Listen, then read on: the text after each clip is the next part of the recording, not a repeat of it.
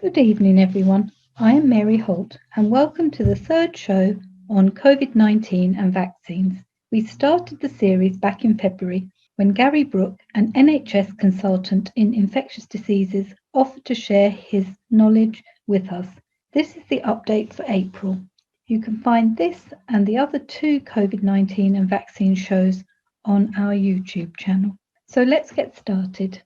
It's Sunday evening, the 11th of April, and we're doing the April update on the COVID-19 situation and vaccines. And joining me again, I'm delighted to say, is Gary Brook. So Gary, would you like to introduce yourself before we start the questions, please? Hello again for my third programme. I'm Dr. Gary Brook. I'm an infectious diseases consultant working for the NHS and also doing some vaccination work as well at a vaccination centre. But tonight, as usual, I'm just speaking in a personal capacity. So let's start with, has there been any impact on infections following the return to schools on the 8th of March? When children went back to school in March, it was thought that the rate of infection with COVID might go up, and that was a big argument against it. But in fact, what has happened is that there has been no discernible effect of children going back to school. So it seems that infection is not being spread to a great extent within school. I know some school children are doing regular COVID tests with the lateral flow device, and that may or may not have something to do with it. But all in all, it's very gratifying to see that there has been no effect on infection rate since schools have gone back. How many cases of COVID-19 are there currently? It's been very gratifying to see the remarkable fall in the number of cases. So we're down to a very low level now. So at the moment, we're seeing about 2,500 cases per day in the UK, which is down from a high of 60,000 cases at the height of the second wave. And we're also only seeing about 40 deaths a day now, which is obviously any death is too many, but that's far shorter than the 1,200 deaths a day that we were seeing at the height of the second wave. What do we know about blood clots and the vaccinations, especially the AstraZeneca one? So that's a big story at the moment. Is there a link between vaccination and particularly the AstraZeneca vaccine and thrombosis? So what has been noticed initially in centres in Germany, Holland and Denmark, I think particularly, was that they saw this strange phenomenon where people were developing blood clots in the brain.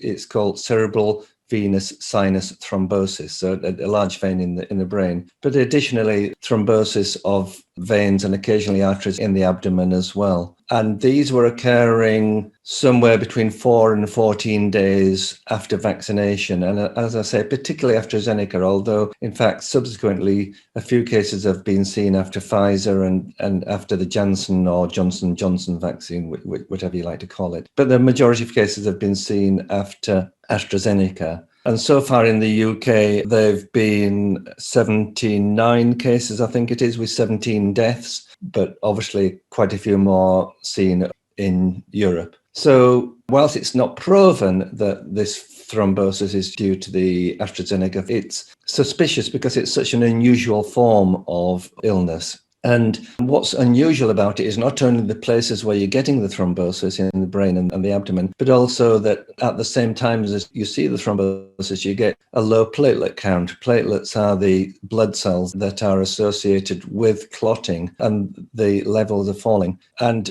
then that got people thinking, well, this is very similar to a syndrome that's very rarely seen when people are given heparin. The mechanism, when you see it with heparin, is that the body produces antibodies against heparin, which is latched onto the platelets, and then the antibodies themselves attack the platelets, even without heparin. And so it's thought that that's probably the mechanism for this new syndrome. So the syndrome has now got a name. It's called vaccine-induced prothrombotic immune thrombocytopenia, or VIPIT for short.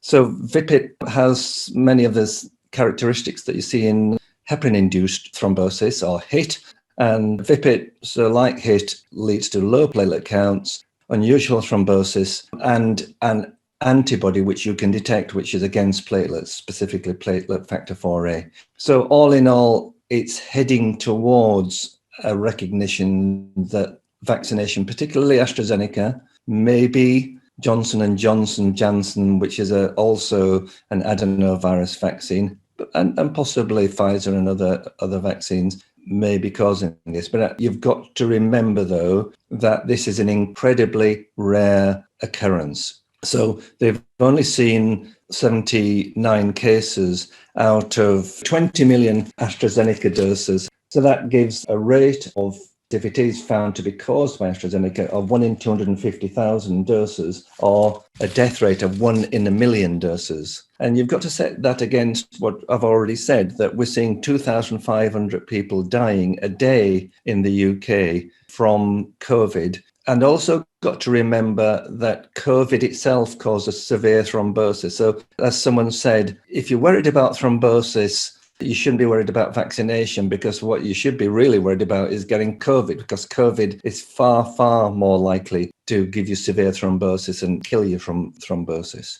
And again, other people have tried to put this in perspective in terms of, can you set it against other side effects? Long-haul flights also give you similar rates of thrombosis. It is an incredibly rare occurrence, and overwhelmingly vaccination is beneficial. But in Europe, they've decided, well, we do have other vaccines, and until we've sorted it out, we're going to not give AstraZeneca, largely in the under 60s. In the UK, they've said, well, actually, what we've seen is that the benefits of AstraZeneca are so great that the balance only really tips in people who are under 30 and completely well. So even people under 30 but have risk factors are still recommended to take the AZ vaccine. So an interesting story that's being sorted out at the moment.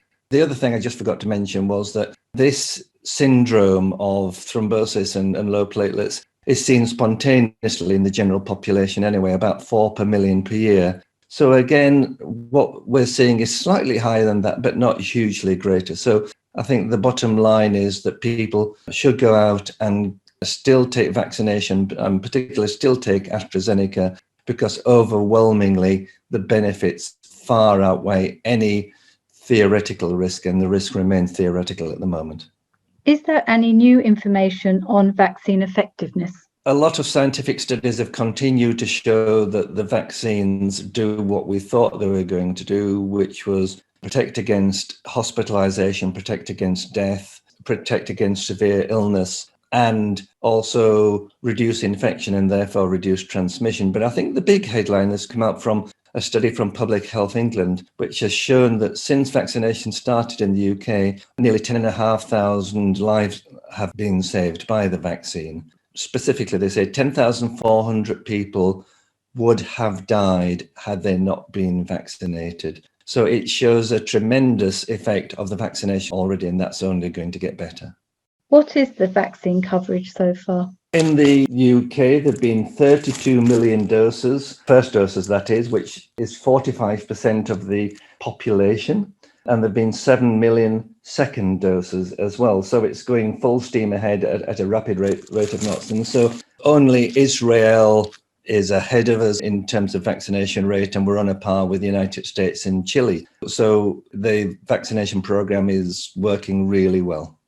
Is there any new information about the rate of side effects for the AstraZeneca and the Pfizer vaccines? So in previous chats, people have said anecdotally that they thought they got more side effects from AstraZeneca. Well, at long last, we have some data now to look at that. So the COVID symptom tracker, this app, which many people like myself use and has 4 million people who regularly contribute, usually daily data, has shown now that people who get AstraZeneca vaccine have about double the rate of immediate side effects compared with Pfizer vaccine. That's things like fever, swollen arm, painful arm, and swollen glands.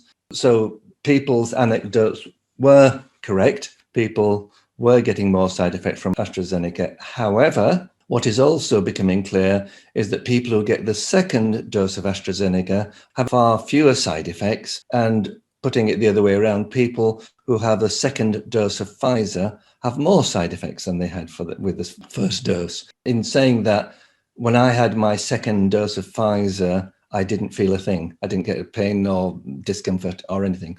So it was also showing that only 20% of people have a reaction with either type. Most people don't have a reaction. Yes, you're quite right. The rate of side effects was pretty low. What is happening about the virus variants? The main variants of concern still remain the so-called UK or Kent variant, which is most prevalent in the UK. But because our rates are going down dramatically as a result of vaccination, because the UK/Kent variant is prevented by vaccination, perhaps less of a worry to us. Worldwide, we still have the Brazilian and South African variants, and importing of those does remain a concern. So in South America, and especially in Brazil, where you're getting 4,000 deaths a day now, that is due to the Brazilian P1 and P2 variants, particularly the P2 variant. And then in Southern Africa, particularly South Africa, you've got obviously the South African variant, but these have found their way throughout the world into Europe and into the United States and Canada as well. So hence the travel bans that the UK have applied, and the UK are still talking about applying and limitations on travel, because what we don't want are these variants coming into the UK, because whilst they're not necessarily all that more serious than the UK Kent variety, they are less prevented by vaccination. And that is the concern, that if they get into this country, we might start to see more symptomatic infection even in people who've been vaccinated. Although at this stage, it does appear that vaccination is probably still preventive of hospitalization and deaths, even with those variants. So that's why we're keeping them out. And then there are other variants of concern, VOCs as they're called, around the world. And people have got to just keep an eye out on those and see how things develop. So travel is going to continue to be a bit of a problem for the near future until most of the rest of the world brings their rates down and are vaccinated. And we may see this way into the autumn and winter, where I predict we'll be giving booster doses of vaccine, but with booster doses of vaccine which have been altered to protect us against the concerning variants. Are there any new treatments for COVID-19? Since we last spoke, no, the last new treatment was these anti-inflammatory monoclonal antibodies, and nothing else has come up other than to further confirm that how effective they are. So at the moment, I think where we are is the best and optimal treatment that we've got, which is where we reached in March. But just to confirm that treatment now is dramatically better than it was right at the beginning of the epidemic a year ago. Mortality has dropped hugely since then because of our understanding of how to treat patients. In other words, not to ventilate them invasively unless we absolutely have to, the use of steroids, the use of monoclonal antibodies, the use of this positional change called proning to help the lungs to ventilate. So all these types of things have really brought death rates down, even when people are seriously ill. The government are offering free lateral flow COVID tests. How effective are they, and how does an individual access them? The lateral flow test, or otherwise known as an antigen antibody test, is similar to what you might see, say, for instance, in a pregnancy test, where you take a swab from your nose and throat, you dip it in a liquid and put a couple of drops of liquid onto this lateral flow device, which is an oblong piece of plastic, and the liquid flows along, and then you have two lines. One is the control line, which always should be positive, that turns dark blue, and then the test line. And if you see a line against the test line, that means that the test is positive. However, you've got to look at how to interpret these devices, and that's why a great many people are slightly concerned about their use. So let me just give you a few figures. So at the moment, about 1 in 300 people in the UK have got COVID, thereabouts. So if you test 1,000 people, roughly 3 people ought to be positive. However, these lateral flow devices are less sensitive than the more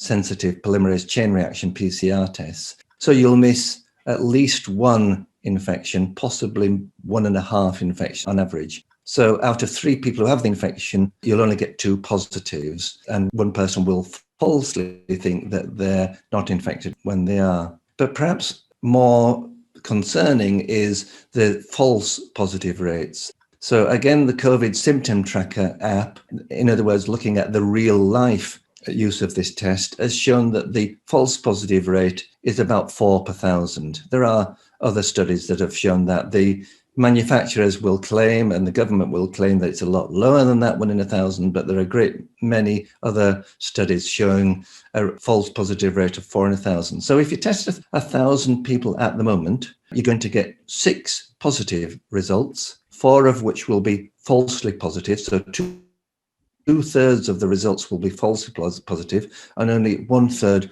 of the results will be truly positive. And what's more, somebody who really has got the infection will think they haven't, 1 in 1,000. So unless you interpret these results very carefully, this can lead to a whole host of problems. So people with false negatives, thinking they're not infected when they are, people who are falsely positive, isolating, getting their family to test and so on, when in fact they're not infected. And that's why, at the very least, you should repeat the lateral flow test immediately just to see if it was a false positive. That will help. But also, you need to do a PCR test to see whether it's truly positive, to stop yourself being falsely put into isolation, and to stop your family having also to go through the mechanisms of seeing whether they've got infected and isolating from you and so on. It's a tricky situation. I know it's something that's beloved by the government, the so-called moonshot and getting so many tests out there and so on. But it is a test with many potential problems if not used and interpreted properly. How it can be obtained, as far as I understand, you can apply for it online, or I think I'm told that you can pick it up free from pharmacies as well. We had a question on the vaccination booking process. So either you get a phone call or text from your doctor, or you get a letter from the NHS, and then you go online and book your own NHS database way in. But the two don't seem to be joined so that the doctors know that you've been vaccinated. First of all, not all GPs are offering vaccinations, so it's only some groups of GPs are doing so, and so the patients linked to GPs who are not offering vaccinations will be put in touch with the larger vaccination centres. But there are other differences as well. So many GPs and pharmacies are not big enough to take the Pfizer vaccine, because the Pfizer vaccine comes in batches of 950, which have got to be used within 5 days. I say 950 because, in fact, that's based on 5 doses a vial, but we get 6 doses a vial. In reality, we get over 1,100 doses of that. So those can only be offered in large centres and centres which have the capacity to cope with defrosting, the -70 deliveries of Pfizer, and the refrigeration to store it for 5 days. There are other differences that people may not be aware about. So, for instance, there are vaccination centres that are set up just for NHS workers. That's the one that I work at. Now, as far as the administration is concerned, when anyone is vaccinated, particularly these large non-GP centres, they are automatically logged onto a system called NIVS, the National Immunisation and Vaccination System. So I'm registered with that, and if I give a vaccine, I have to register that patient on that. So that then adds that patient to the database as to what vaccine they've had and whether it's the first or second dose and whether they've been vaccinated in the first place. And automatically that should send a message to that patient's GP. So it is a relatively complex system, or at least 2, maybe even 3-tier system, but it generally is joined up in the background through this system called NIVS. I think people are concerned that it might be inefficient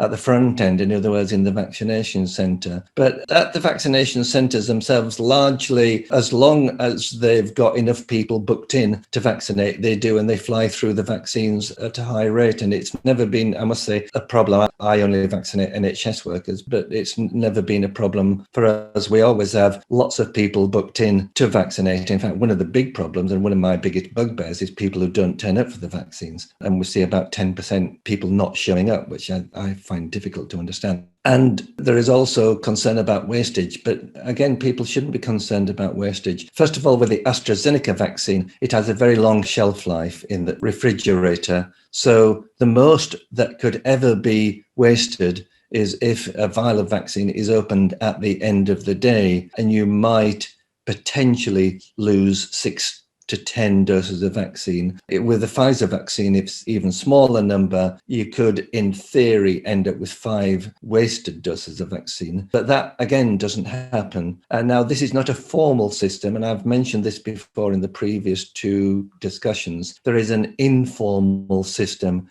going on at all the vaccination centres where they know of people who they can call at short notice who are eligible for the vaccination to get these last 5 to 10 doses to make sure none is wasted. So the vaccine is not wasted. And generally, the vaccination, in my experience anyway, vaccination centres are not inefficient. There are people coming through at a regular basis receiving the vaccination at a relatively steady and high rate. So all vaccinations are pretty well all are linked to your NHS number, and the NHS number should link back to GP, providing the GP has registered you via your NHS number. There is the occasional patient who doesn't have an NHS number. They're few and far between, but there are a few. I think that a large number of people still do not understand that the vaccinations do not give 100% protection from infection and transmission. No, you're absolutely right. It doesn't 100% protect you. It reduces your chance of infection by as much as 60%, but that still leaves you about a 40% chance of still getting infected. And it reduces your chance of having severe symptomatic hospitalization and death-related illness. But nonetheless, you can still get it. So I think that things like distancing and face masks are going to be with us for a long time to come, all the way through the next winter and beyond. So I still think that indoors we'll still be wearing face masks in crowds when we go to a pub, when they finally open indoors, when we finally go to, say, football and rugby matches and so on, we may still even wear masks then. So the social distancing and mask wearing, I think, and hand hygiene is still going to be something that I think is going to be with us for some time because of that. It was interesting that I heard on the radio, someone was saying, well, if 2 people have both vaccines, what's the risk to them? And a figure was put forward that if 2 people met and both have been vaccinated, there is about a 1 in 2,000 chance still that one of them will still be infected, even though both have been doubly vaccinated. Do we know how long the protection from the vaccines lasts for? Do we have any update on that now? We still don't have any further data than what we had before, in that we're pretty certain now that vaccination lasts at least 6 months, and we haven't been going long enough to know whether protection lasts beyond 6 months. Remember, mass vaccination only started last December, and here we are in April, so we're only 5 months from the start of vaccination. So it's not going to be until the end of the year that we'll really know. Of course, we do have people who are in the original clinical trials, and as long as they continue to collect data from those people who were vaccinated from a year ago, then we'll start to get some data from them about how long the protection lasts. But at the moment, definitively only 6 months. But I'm pretty confident it's going to be at least a year, if not longer. But that doesn't mean to say we won't need boosters at the end of the year, but I think that will be more because of variants than because of waning immunity. Since March, we had some questions on allergy reactions. Have we got any more information on allergy? And I know you kindly answered this question about somebody who has a very severe allergy to penicillin, and should she still have her AstraZeneca vaccine? So the advice about vaccination remains the same as it always has, and that is that the Only people who are likely to get severe allergies, that is anaphylaxis, are people who are allergic to a constituent of the vaccine, which by the by doesn't include penicillin. The component that seems to cause most problems is polyethylene glycol antifreeze, but it's contained in very small amounts in the vaccine, tiny amounts. And there are other components of the vaccine that can cause anaphylaxis. This is pretty well all Pfizer vaccine. But yes, you can get it from AstraZeneca as well. The people, particularly for Pfizer, who get the anaphylaxis are people who have had anaphylaxis before from medications and vaccines, but not the flu vaccine, because the flu vaccine is a particular case in point because that's egg allergy and there are no egg components in any of the vaccines. Some anaphylaxis has been seen with AstraZeneca, but much higher rate in Pfizer. But in saying that, the Pfizer rate has come dramatically down because we don't vaccinate anybody who we think is going to get anaphylaxis. Okay, this is another slightly related one. A lady who was very fit and active had the Pfizer vaccine in February, and she's not anti-vax and will have her second dose, but she has recently been diagnosed with polymyalgia rheumatica, and several of the medical people she's been seeing have really been asking her about her vaccine and the reactions to it. And so this has made her a little bit worried about it, and she asked why they were asking, and they were saying because it's such a new vaccine and unknown in its impact, it may impact or trigger immune system responses. So the reason why we learned about thrombosis in AstraZeneca was exactly that reason, that we're looking out for any illness that happens soon after vaccination. And in the UK, we have this scheme called the yellow cards schemes, where we fill in usually online now, but it used to be a yellow leaflet and send it in about anybody who became ill soon after any medication or after any vaccination, just in case it turned out that the vaccine or medication was causing these problems.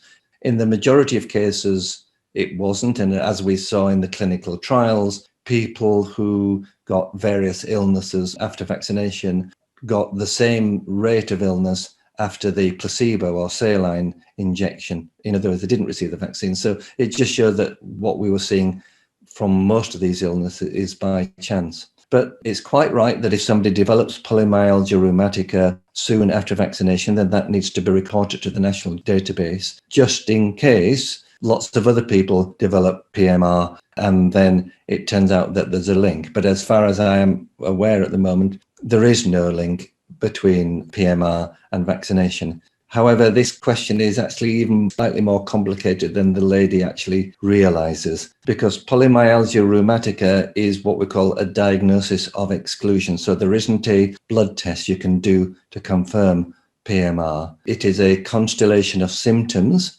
such as muscle pain, joint pain, fever, and weight loss, for instance, plus a blood test which shows inflammation in your blood, usually a test called ESR, or erythrocyte sedimentation rate. So this lady may well have a constellation of symptoms like polymyalgia rheumatica and a raised ESR, and the doctors quite rightly said that they thought that she had PMR. So it's possible that the vaccine could have caused a polymyalgia rheumatica-like illness.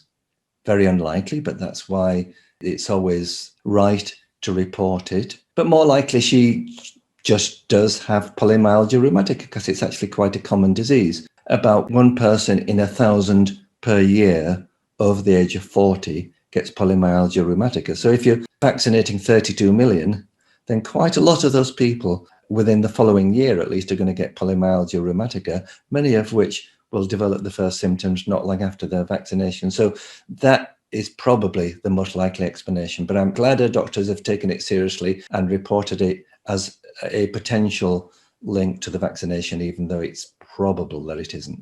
Should she take the second dose? Well, clearly that's between her and her medical advisors. I think that it should be okay for her to get a second dose, but clearly she needs to take the advice of the doctors looking after her.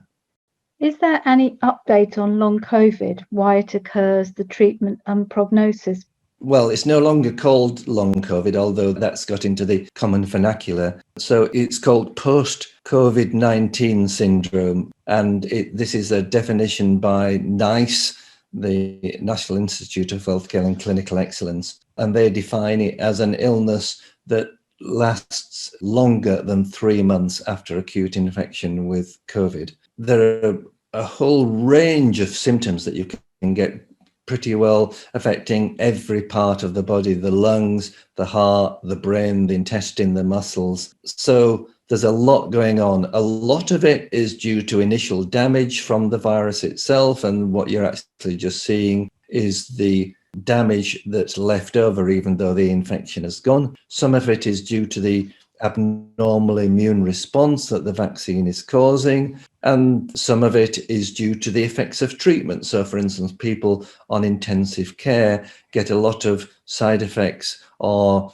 long-term effects as a result of being on intensive care. And there have been several celebrities recently, such as Michael Rosen talking about that, or the husband of a TV presenter. Some of the symptoms that people get are the unfortunate but necessary consequences of being on intensive care, which can cause muscle wastage and lung damage and so on, and nerve damage, in fact. And then there are the illnesses which are very much of symptoms that are very similar to chronic fatigue syndrome, or otherwise known as myalgic encephalitis, or ME. And again, people are seeing some of those as well. So the one that's particularly pointed out is this thing called brain fog, or difficult concentrating and fatigue. So there's a whole range of different symptoms and signs. So the NHS is going to set up post-COVID-19 syndrome clinics to look after people with this and see what treatments can be given to help people get better as quickly as possible. How common it is not entirely clear, but somewhere in the region of about 2% of people seem to get it severely, so much so that they require hospitalization. But as much as 10% of people after COVID complain of some long-term symptoms, even though it doesn't necessarily lead them to get severe symptoms requiring hospitalization. And what has been also found now is that in general, the older you are, the more likely you are to get it. So if you're over 70, you've got a greater than 20% of developing this problem. And white females have a higher risk of developing this compared with men and people from other ethnic groups. So there's still a great deal to be understood about it, but it is obviously causing a great deal of upset and concern and ill health. So some people are going to be affected with it from some time to come. But people do get better from it, but we don't know exactly what proportion, and we don't know how to give treatment to them to help them get better more quickly. So those are questions that still need to be answered. But of course, these specialist hospital clinics will help people towards that end if they become ill enough to require that. And it still emphasizes that what we all need is vaccination, because vaccination, not only does it prevent acute illness, it prevents death, but it also prevents long COVID. Are there any updates on the other new vaccines and any side effects coming from them? So I think Moderna is going to start being used fairly soon, isn't it, here, I think? The Moderna vaccine has been licensed for some time, but the UK hasn't been able to obtain it until recently. That's largely because it's produced in the US, and the US was preventing exportation of the vaccine, of any vaccine, because they've kept all the vaccine production in the US for their own uses. Moderna has started to become available, and a relatively modest amount of people in Wales and Scotland have been vaccinated with Moderna, and that will increase as time goes by and doses become more available. So the Moderna vaccine is an RNA vaccine, which is very similar to the Pfizer vaccine. So the side effects are very similar. There are two more vaccines that are about to be licensed or should be licensed. We have the Novavax vaccine, which is a protein subunit vaccine, so an old style vaccine, but a type of vaccine that's not been used in the UK for COVID before, but it's the type of vaccine that's very regularly used for things like hepatitis A and B, for instance. It's thought that that will be licensed later this month in April, and then I believe that the manufacturer has already put aside large amounts of doses so that once it is licensed in May, then it should be offered fairly extensively. The Janssen or Johnson & Johnson vaccine, which is an adenovirus vaccine very similar to the AstraZeneca vaccine, except that the Janssen vaccine is given as one dose rather than 2 doses. Although it has been licensed in the United States and is likely to be licensed in the UK very soon, similar timescale to Novavax, because they are concentrating on offering it to the United States, it's thought that it won't be available for use in the UK until round about August. So those are the vaccines that are most likely to become available soon. So the Moderna, Novavax and the Janssen vaccines all have similar side effects. So clearly we've got to use a lot of them to see if there's any unexpected, very rare side effects. And I mentioned that the Janssen vaccine, being an adenovirus vaccine similar to AstraZeneca, may well also be linked to the thrombosis problem. They have noticed a couple of thrombosis cases with Janssen, so they're looking into that to see whether that also is linked in a similar way to AstraZeneca, because it's a similar sort of vaccine. The other thing about the Janssen vaccine is that I wonder how long the protection from Janssen will last, given as 1 dose rather than 2. I suspect it may last less long than the other vaccines, and therefore a booster will have to be given sooner for that particular vaccine, but time will tell. And the other vaccine that is going to be available in the UK soon is one called Valneva, and that is an inactivated vaccine. So that's where they've taken the COVID virus and chemically treated it to kill it, and then that will be injected. And again, that's very similar to vaccines that are already available, such as the polio vaccination, for instance, is a vaccine of that type. However, they've still got some way to go in terms of their phase 3 trials, so we don't expect to see that till the end of the year or into next year. But I do mention that because the British government have ordered a large amount of vaccine from that, and they've set up a manufacturing facility. I think that's the one that's in Livingston in Scotland, I seem to remember. So that's one that people will see in time. And then there are about another 100 vaccines at various stages of development in the world. Whether they will all come to fruition is difficult to say. I think many of them will stop because there are so many vaccines around that there doesn't seem to be much point in continuing to produce, hundreds, over 100 different vaccination types. If they're all pretty similar, what would be better would be if known technology is transferred around the world so that people can just set up the technology that it already is known to work and then use that, which is, to coin the phrase, how to vaccinate the world.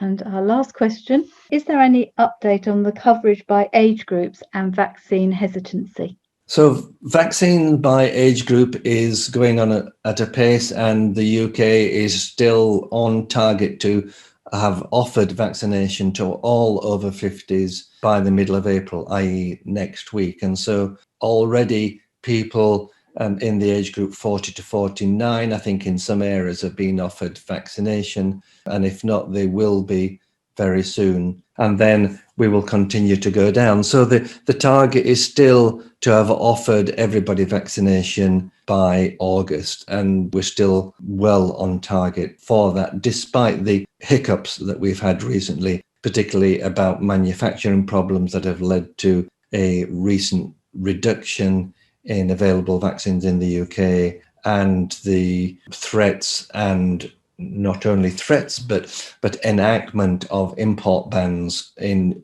the EU for vaccines not coming to the UK and instead saved for use in the EU. But despite all of that, the UK is well on target to complete vaccination by the end of the summer, before the end of the summer, in fact. Everything's looking good. So you think we would get to herd immunity? It isn't that as you get younger, the vaccine hesitancy increases? Vaccine hesitancy has not been a major issue so far. So whilst people were worried about vaccine hesitancy, people have become more and more confident in vaccination. So the proportion of people not taking vaccine has not been as great as people feared. But of course, also thrown into the equation about herd immunity is people who have already got immunity from natural infection as well. And in fact, there was one paper this week from Imperial College which was saying that they think that we might be near herd immunity, in as much as if you add up all the people who have been infected plus all the people who have been vaccinated, you have somewhere in the region of 72% of people who are likely to be fully or partially immune to COVID. And that may well lead to some element of herd immunity. But in saying that, many of the people have said, no, that's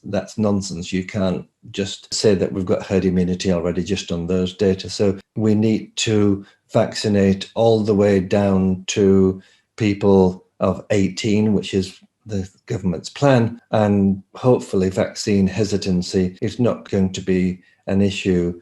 But clearly we'll see. So younger people may still feel that vaccination's not for them. And as you know, and as we've discussed, there is a difference according to social group, a difference according to ethnicity about vaccine and uptake. And that's got to continue to be addressed as well. But vaccination rates have been gratifyingly high. So we're heading towards a rate where a high proportion of the population will be vaccinated or will be immune. And therefore, that feeds into a reduction of spread of the infection. Whether it'll completely get rid of spread of the infection in the UK, I doubt, because herd immunity really implies that there's so much immunity around that you won't see any infection.